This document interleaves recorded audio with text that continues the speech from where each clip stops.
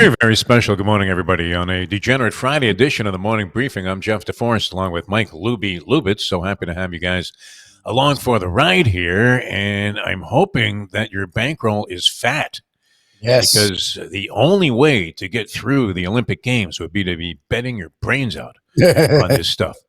Now, you have to watch out and try to consider what is and what is not on the level, Lubie. We talked about that a little bit earlier this week. And all you have to do is look at how the thing has unfolded so far, where you had a near riot breakout and a meaningless soccer game between Morocco and Argentina, lost, by the way, by Argentina, who had to be heavily favored, would you think?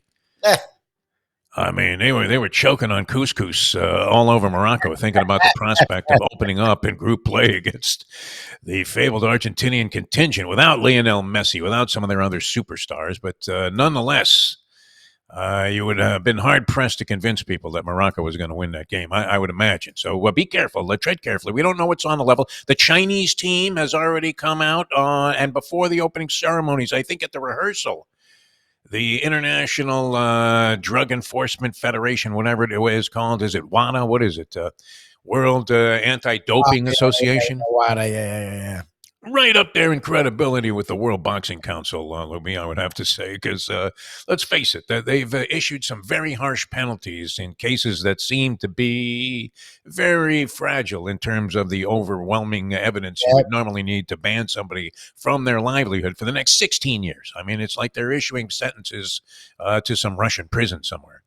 And we've seen some of these things overturned where it turned out it was a matter of innocence. And then we've seen largely entire teams go by being overlooked. We'll get into that, but be careful when you're wagering on this. And if you are wagering, you want to go to a trusted source. Do you not, Lubie? You want to get paid. You don't want to be making a phone call to some boiler room that's in the jungles of Costa Rica somewhere.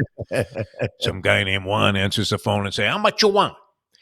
Get Bet Online. That would be the place to go. The world's most trusted betting platform and your number one source for everything online sports betting involves.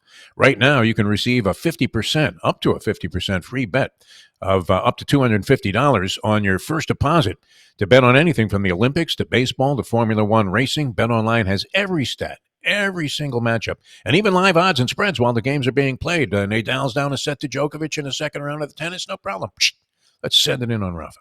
When the game's over, head on over to their online casino. They have poker, they have blackjack, and over 150 slot games that you can play. Head to the website today to get in on all the action. Use the promo code BELIEVE, that's BLEAV, for your 50% free bet credit on your first deposit up to $250. Bet Online, the game starts here. All right, so have you figured anything out? I know you're a basketball fan, Libby. You're a giant basketball fan. You love the NBA. You're watching the Summer League. You would watch CBA championship games if they still had that league around. You coached 6-year-olds to do the weave at the top of the key. Yes, it is. So, and I would think that this would be the big focal point of your Olympic viewing. I don't know. Is there anything else that you get into? Because I love some of the oddities about the Olympic Games. And then now on top of that, you can bet on like legitimate sports that you normally would wager on inside the Olympic Games because they're allowing pros. And I didn't even realize this.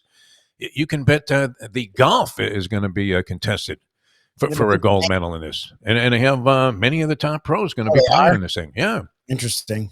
Scotty Scheffler's in there. Schauffele, who's on fire. John Rahm, McIlroy. Ludwig Oberg, the kid that we keep touting to win a tournament, and his odds get shorter and shorter, and his possibilities of cashing get longer and longer. Yeah, exactly. I don't know. I don't know about the golf. I might drop maybe I'll drop a quick stick on Daniil Medvedev at 25 to 1. 25 to 1 to overcome the likes of Carlos Alcaraz, who's playing, Zverev's playing, Djokovic is playing, Casper Ruud. Really? Rafa's making a comeback in this thing. You got Tsitsipas, but he's so in love with Paula Badosa. Can you blame him for having his game fall off? She's fantastic. Very lovely young lady, no doubt about it. We root for her to make a nice comeback and then say to Tsitsipas, "Hey, Stefanos, pick it up, huh? I can't carry this family all on my own." You're acting. All right, my favorite Olympian. Do you have a favorite Olympian of all time, Mike Lubitz? A favorite Olympian. Mine goes way back to the Games 1960 in Rome. I was 9 years old when I first started following this athlete.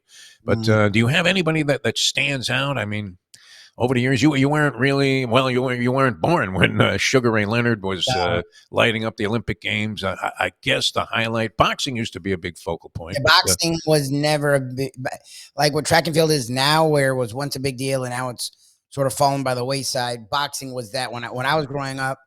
I heard stories of Olympic boxing, but I don't remember ever giving a crap about Olympic boxing. Like, I don't remember it. Like, I think even Roy Jones was already pretty much a pro. So, like, I don't know. The people after him, really, I don't remember them having great Olympian.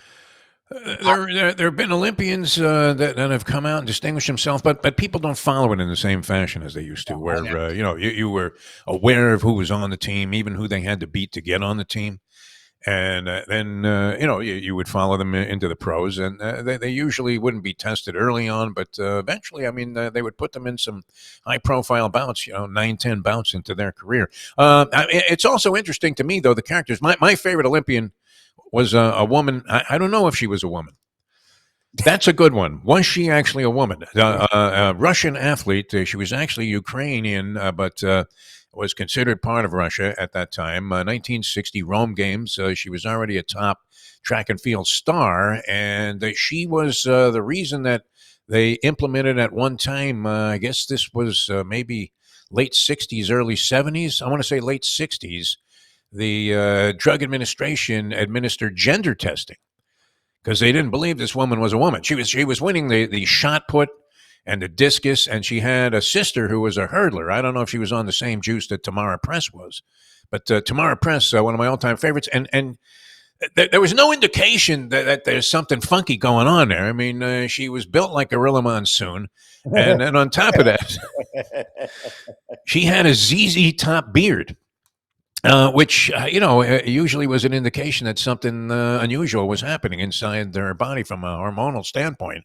So, and anabolic steroids weren't really discussed back then. But could you tell that somebody was taking them? Sure, the Russian team, they came in there, they were humongous. Yes. The Germans, oh my God, when the East German team would come in here, and there was a guy named Gert Bonk, I'll never forget. I mean, built like an absolute statue.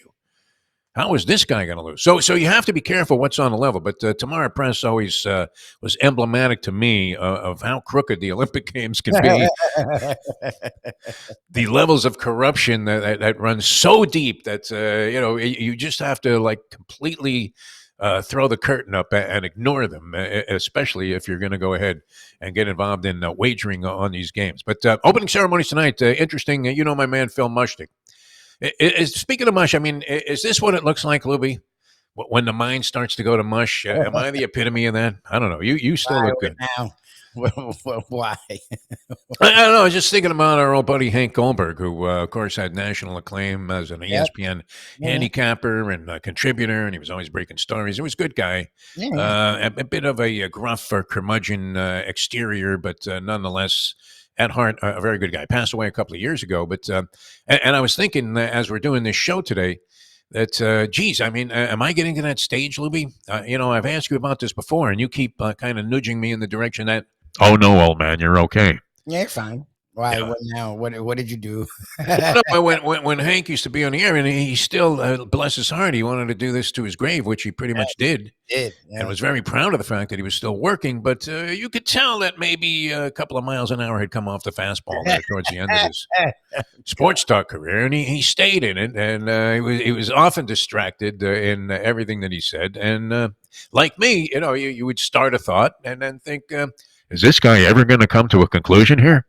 And I'm sure a lot of you people that have been watching the show for the last year are thinking exactly that. But Mushnick, a bit of a curmudgeon on this stuff, and he finds it reprehensible that certain people now are, I mean, the worse of a human soul you are. Well, I mean, witness what's going on certain political races. But, I mean, the bigger the scumbag you are, the more respected and in desire you are and then demand you are, not only with people and they're backing, but commercialization as well. I mean, how did Snoop Dogg achieve this level of popularity, Lubie? I mean, he is going to be the last guy, I think, to pass the Olympic torch off to the guy who lights the flame. Really? Shut up. That's not true. I think so. Yeah. Okay. Here it is. Paris. He has no connection to Paris. It's usually someone from that area. He's there, my friend. I mean, you're going to see more of him than you're going to see of Johnny Weird. He's not in the. Here's from Phil Mushnick's column today in the New York Post. Snoop Dogg, as if a vulgar recidivist criminal, pornographic pornographer, proud misogynist, and former Crips associate is the best we've got, has been chosen to carry the Olympic torch on its last leg to begin the Paris Games. Oh, I guess this is happening, what, in the United States? Is Yeah, he's okay. not. Yeah, who gives a shit? One imagines that he'll use the flame to light a blunt. No. How racist is Mushnick? Jesus, that guy's fucking. Oh, yeah. Jesus Christ, that was the most coded racist statement ever. It's like this DEI bullshit. That's like, what are you talking? Snoop Dogg has been a mainstream guy for like 20. He's been mainstream more than he was a gangster rapper. Like he's made a bunch of albums. But if you think it's time for Mushnick to let that go? Yeah, what are you doing? If you listen to his albums, they've gotten.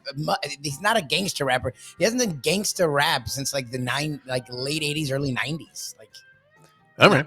No, I mean he's mainstream. Look, the guy's selling everything. He's selling like tampons. He's selling beer. He's selling reverse mortgages. Look, it's funny as someone who grew up with Snoop Dogg, gin and juice. Don't get me wrong. Yes, when they in low rider, seems like a very entertaining guy. People seem to love him. Yeah, has his own weed and this and that. But again, remember he's in a state where it's legal. Yeah. And throughout the years, he's also stopped many a time and then gone again. It's like, and he's never gotten into any harder drugs, and he hasn't committed crimes. Whatever crimes he did, he was a fucking teenager. Like, wait, the stuff you've had stories of when you were a teen. Like, what are you talking about? The dude, like, it's annoying that other people from other backgrounds, when they overcome their issues, they're raising themselves up the bootstrap. A gentleman who's 39 years old, who his whole story is a fucking lie, by the way, and has the initials VP next to his candidacy. Oh, this guy's one strange cat. You're black, and you come out of wherever you come from, and you find a way. The story never, like, what the fuck details are those? I'm sorry. I know you. That was Mushnick. He's pretty harsh on the whole thing with Roger Goodell and the rappers. It's funny that Snoop Dogg has become mainstream, but it's not. It's funny. You're like, oh, that's funny. It's not. What the? You're not. I've never heard anyone be angry at Snoop Dogg becoming a mainstream figure. It's funny that he's a mainstream figure. Those of us who are fans of his music, to see where he is now, the growth he's made is funny. It's not angry. I'm not like, fuck Snoop Dogg, that guy who was smoking. That misogynist scumbag pornographer. You don't want to know me. You gotta love that. That's on the sports pages today, my friend. That's on this. I didn't make that up. I read that straight out of the paper. If you're using that as a reference point, yeah, you've not lost that guy's lost. I haven't lost it to that level. Okay, all right. Write that in 2024. Yeah, and not get. Look, I don't. It's kind of like the whole DEI thing that I hate Republicans are foisting on. So let him do what he wants. I know this is what he's done in his career. But man, that's fucking racist as shit. I'm sorry. That just. I mean, he was appalled by the idea. And, he has his other targets that he finds reprehensible, but for not quite as what would you say, harsh, extreme reasons. Yeah. No. It's older than that. Sportsmanship is one thing, but that was a whole. That was a bizarre characterization of the person that's going to be carrying the. I guess what that they run around with it in the United States and then pass it off to somebody on a boat. How the fuck does that work? I'm not sure. I don't know what the fuck they do. All right, a couple of baseball notes though. We have to acknowledge here, really, before we make our exit. Yes, sir. Dylan Cease, a no hitter. Yes. Yesterday.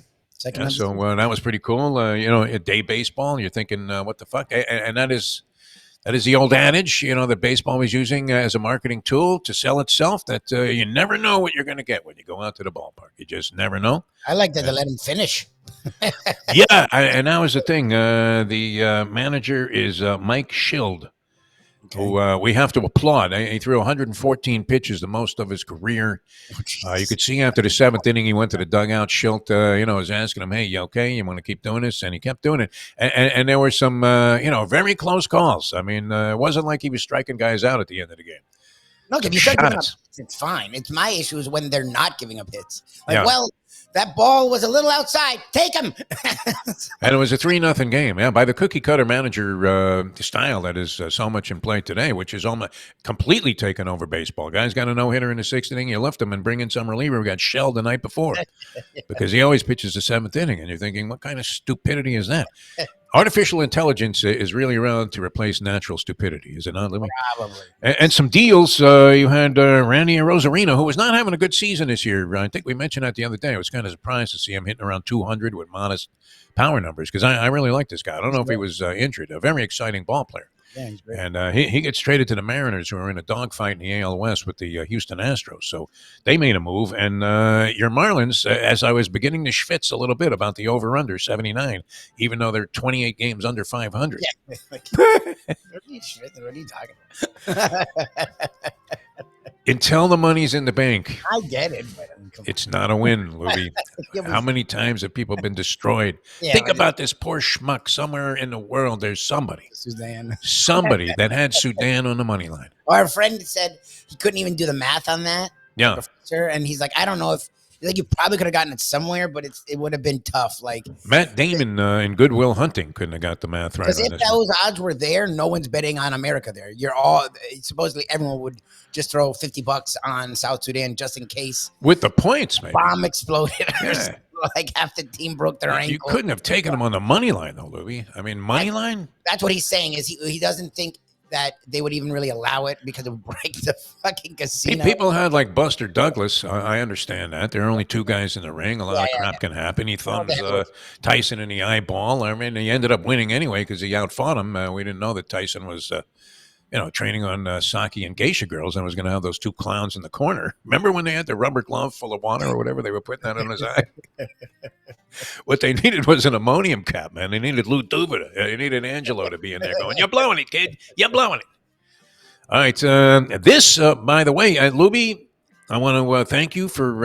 I know you're. I don't know if you're completely going away from the show here, but this is your last of the daily shows. Yes, taking on the morning briefing, and I want to thank you for all of your hard efforts and work here.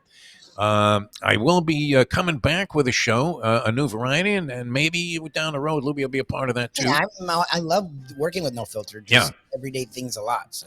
Understandable. No, more than understandable. Everybody's going to make their own call here. So we'll be on a little hiatus with the morning briefing and coming back with a show under a new title on August 12th. Okay, nice. A nice little respite here, a couple of weeks to regroup and everything. August 12th. So that'll be the next time that we see you. And Lubie, great work, man. Always a lot of fun being with you on any of our projects. And do we wish you all the best? No, we're still going to be doing some shit together. I'm not going. Yeah. All right. Every day's a lot, especially in the middle of the summer. You know what? And it's cooler here than it is other places. Global warming? Nah. I think not. So we'll leave you with that. For Mike Lubie Lewitz, I'm Jeff DeForest. Drill, drill, drill, right? I mean, just drill a hole in the ozone layer and let the whole fucking thing pass. Exactly. Danil Medvedev at 25-1. Would you take a shot on him? I mean, are these guys so focused on Olympic gold that they take it as if it was a major tournament? I don't know. Those are good odds. And this guy is like, one of those guys that's unflappable because he's the guy that's sort of egging on a little bit of an edge to the match. So, maybe he finds a way to get under everybody's skin there and win the Olympics. 25-1 would be a nice piece of change there to cash on that guy. And Scotty Scheffler, the favorite to win the golf, plus 350. You're getting 3.5 to 1. Scotty Scheffler win Olympic golf. Some schmink wins that, don't they? I mean, 100%. Those are stupid odds, and he's not going to win. Yeah. All right, Lubie, again, thanks. And thanks to the people at nofilter.net and all of the platforms that carry the show. I'll be back in a couple of weeks. I think we may have a very heavy gambling focus on this new venture. Yeah, that's the idea. That's the goal. Bet online. Hello. We want to make you money. Bet Online, we thank them, too, for the sponsorship, and hopefully we'll continue with them. With the new venture, which is yet, as I say, untitled. I was going to call it my dream was to do a show called License to Steal on gambling, right? And the implication being you were going to bury your bookie, which was also like a subtitle. But some issues with the whole idea of stealing. I don't know what that is. It's a figure of speech, people. Wow. You can't say anything. You can't say I like tomatoes without offending some group. Problem is people will take you seriously because some people actually mean it. Like you're being figurative. Oh, yeah. Exactly. And we all know that for the most part, it's a burial. So let's not kid ourselves. All right, Lubie, thanks again, and thank you, people, for tuning into the show. And we will see you August 12th with a new edition of what will be the extrapolation of the morning briefing.